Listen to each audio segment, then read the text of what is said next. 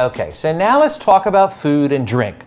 I know a lot of people get intimidated by that, but really this is the fun stuff. This is where you get to tell your guests what's really good to eat here and what's really good to drink here and how they might go together. Here's the only problem. Just because you like them together, and that's cool stuff, you want to share that, but just because you like it doesn't mean they're going to like it. Most people show up already having some preference about what they want to eat or what they want to drink.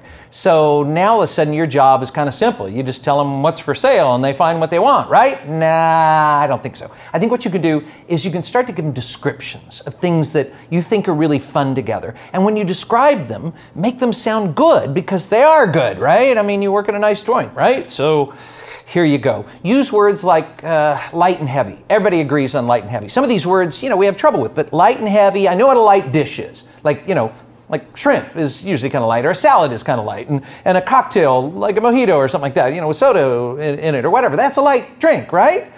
Light white wine, right? Okay, and then heavy, right? You got the heavy dish, the steak, the burger, whatever it is, and a heavy drink that goes with it, like a red wine or maybe like a whiskey drink or whatever. So those are nice, easy words. A lot of times the words we use are sweet or sour or salt or bitter. Those are the kind of basic flavor groups that people talk about. Another flavor called umami for another day. So sweet, yeah, I get that. Everybody likes sweet, and most drinks and even many wines have a touch of sweetness to them or a lot of sweetness to them.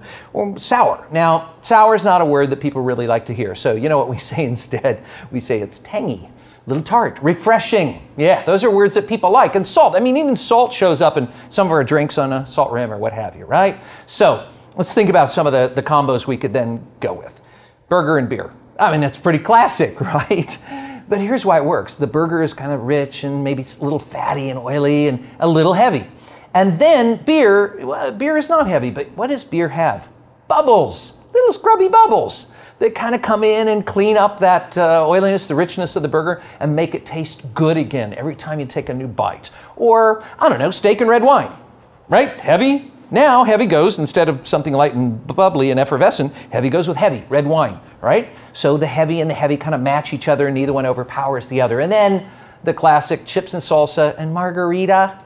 Let's think about this for a second. It's actually a very complex combination. You have the chips, which are kind of oily and salty, and the salsa, which is tangy and maybe even a little bit hot and maybe a little bit sweet. And then the margarita, which is kind of that same guy. It comes in with the tangy and a little bit of the sweet, a little bit of the salt on the rim. And now you see you've got all these flavors that have come together and they start to cross over and they start to make greater complexity. And yet most of us would just say they taste delicious. And isn't that what we're looking for at the end of the day?